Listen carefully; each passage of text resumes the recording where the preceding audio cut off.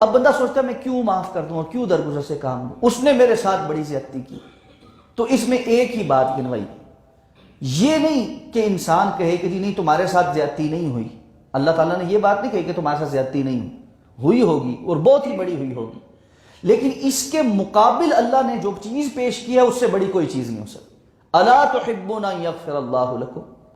کیا تم یہ بات نہیں پسند کرتے کہ اللہ تمہاری بخشش کر دے؟ اللہ سے حاصل ہونے والی بخشش یہ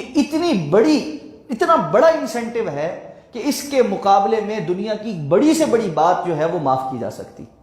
اس لیے کسی سے بڑی غلطی ہو جائے، جب وہ آ کر آپ سے معذرت کر لے تو اس کو معاف کر دینا چاہیے، جب اس کو کسی بات کی سزا مل جائے تو اس بات کو ختم کر دینا چاہیے۔ اچھا، اب یہاں پر دو لفظ استعمال ہوئے، عفو اور فصفح، یہ دو لفظ یعنی دونوں کا مطلب تو تقریباً ایک ہی ہے کہ معاف کر دو اور درگزر کر دو، یہ دونوں چیزیں بظاہر یعنی مترادف ہیں، تو بات تو ایک ہی ہے کہ معاف کر دو درگزر کر دو۔ عفو اور وصفح میں فرق ہوتا ہے تھوڑا سا۔ عفو ایسا معاف کرنا ہے کہ عربی زبان میں یہ لفظ استعمال ہوتا ہے کہ ہوا آئی اور غبار کو اڑا کے لے گئی، وہاں پر بھی یہی لفظ استعمال ہوتا ہے کہ مانا جس طرح کسی چیز کا وجود ہی نہیں رہتا، کسی چیز کا وجود ہی نہیں رہتا، اس انداز میں معاف کر دینا گویا بات ہے ہی نہیں تھی۔ ایک ہوتا ہے نا بندہ کسی کو معاف کر دیتا ہے لیکن اپنے رویے میں کچھ یعنی فاصلہ لے آتا ہے۔ بہرحال کسی حد تک یعنی اگر انسان کسی کی شر سے بچنا چاہتا ہے وہ تو یہ کم تر درجہ ہے، یہ کم تر درجہ ہے کہ آپ سلام دعا باقی رکھیں لیکن فاصلہ رکھ لیں کہ تاکہ آپ کسی کی شر سے بچنا چاہتے ہیں، لیکن سلام دعا سے بھی چلے جانا یہ اس کی قطعاً کہیں پہ کوئی گنجائش نہیں۔ لیکن اسلام کا مطالبہ یہ ہے کہ اللہ سے مغفرت حاصل کرنی ہے، بڑا درجہ حاصل کرنا ہے، تو ایسے معاف کرو گویا بات ہی نہیں ہوئی۔ اور دوسری بات اصفح کا مطلب ہوتا ہے کہ آئندہ زندگی میں اسے کبھی جتلایا بھی نہ جائے کہ تم نے فلاں وقت پہ میرے ساتھ کچھ کیا تھا، اس انداز میں معافی دینا کہ دل سے بھی بات نکال دینا اور زندگی میں کبھی موقع آ جائے دوبارہ تو اس کو جتلانا بھی نہیں کہ تم نے کبھی میرے ساتھ ایسا کیا تھا۔ یہ دو باتیں جو اختیار کر لے، اتنا وسیع کر لے اپنے دل کو، تو اللہ اس کو معافی کا اعلان کرتے ہیں کہ اللہ بھی پھر تمہیں اسی طرح معاف فرما دے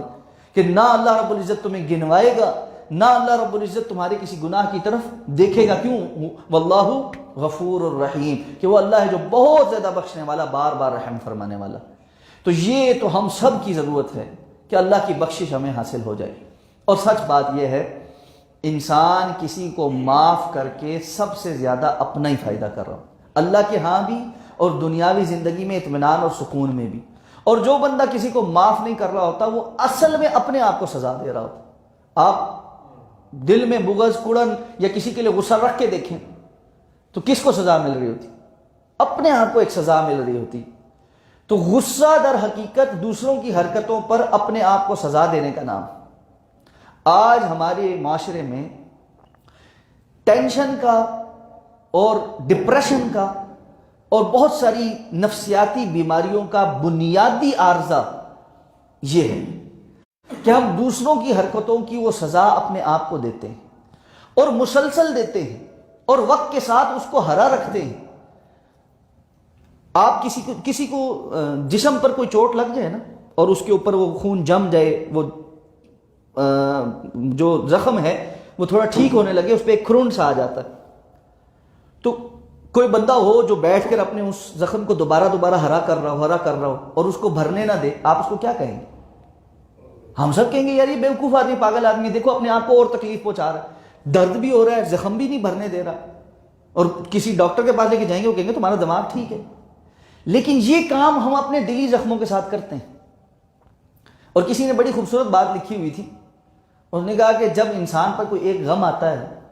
وہ اور بھی سارے غموں کو یاد کرتا ہے کہ گویا اس کو یہ ایک غم کفایت نہیں کر رہا، اس لیے وہ اور پچھلی باتوں کو یاد کر کے اپنے آپ کو اور غمگین کرتا ہے۔ اور یاد رکھیے شیطان کے انسان کے اوپر حملوں میں سے ایک حملہ اس کو مایوسی اور ڈپریشن کے اندر ڈال کر عاجز کر دینا. اور یاد اسی لیے اللہ کے رسول صلی اللہ علیہ وسلم نے دعائیں مانگی, اللہم انی اعوذ بک من الہم والحزن, یا اللہ میں آپ سے پناہ طلب کرتا ہوں غم سے اور شدت کی پریشانی سے, واعوذ بک من العجز والکسل, اللہ آپ سے عاجز آ جانے اور کسل مندی سستی سے پناہ مانگتا ہوں. ہم اور حزن کو بیان کر کے آپ نے پھر عاجز اور کسل کو بیان کیا ہے کہ انسان جب غم اور شدید پریشانی میں آ جاتا ہے اور تو وہاں سے اس کے لیے اس کو لگتا ہے میں بالکل بیکار ہو کے عاجز ہو کے میں کچھ بھی نہیں پلے رہا, بس سب کچھ گیا, اور وہاں سے ایسی سستی آتی ہے کہ جو کام وہ کر سکتا تھا وہ اس سے بھی چلا جاتا. ٹھیک ہے, اس لیے اللہ تعالیٰ سے جو بندہ ایمان کی روشنی میں سوال کرتا رہے, مشکل سے مشکل حالات میں بھی اللہ رب العزت سے دعا کرتا رہے. اور یہ بات یاد رکھیں, مشکل حالات اگر ہیں اور اس میں اللہ نے آپ کو دعا مانگنے کی توفیق دے رکھی ہے تو کوئی مشکل نہیں. یہ ایک بات دوبارہ سمجھ, مشکل ترین حالات میں بھی اگر اللہ نے دعا مانگنے کی توفیق دے رکھی, آپ اللہ کے سامنے بار بار ہاتھ اٹھا رہے ہیں, اللہ میری یہ مشکل آسان کر, میری یہ مشکل دور کر دے, اور اللہ سے ہی مانگ رہے ہیں, تو مشکل نہیں. بہت فراوانی میں بھی آپ ہیں اور لیکن آپ اللہ کے سامنے ہاتھ نہیں اٹھا رہے, یہ مشکل ہے, یہ پریشان ہونے کی بات ہے. تو ایسی فراوانی جو اللہ سے غافل کر دے وہ مصیبت ہے, لیکن ایسی پریشانی جو آپ کو اللہ کے ساتھ جوڑ دے وہ مشکل نہیں. یہ بات زندگی کے بڑے تجربوں کی اور بڑی اہم ترین بات اگر انسان کو سمجھ آ جائے. اس لیے اللہ سے امید رکھنا اور اللہ کی خاطر معاف کر دینا, یہ انسان کے دل کو ہرا بھرا کر دیتا ہے, اور یہ انسان کے دل کو مرنے نہیں دیتا, یہ انسان کو مایوسی میں نہیں جانے دیتا. اس کے مطمع نظر اللہ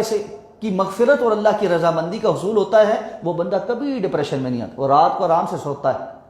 وہ دن کو اٹھتا ہے, اپنے مسائل اللہ کے سامنے رکھ کے اللہ پہ بھروسہ کر کے چل پڑتا ہے, اور اللہ تعالیٰ اس کے لیے پھر راہیں بھی آسان کر دیتا ہے. اللہ ہمیں سمجھ کر عمل کرنے کی توفیق عطا فرمائے. سبحانک اللہم و بحمدک, نشہد ان لا الہ الا انت, نستغفرک و نتوب الیک.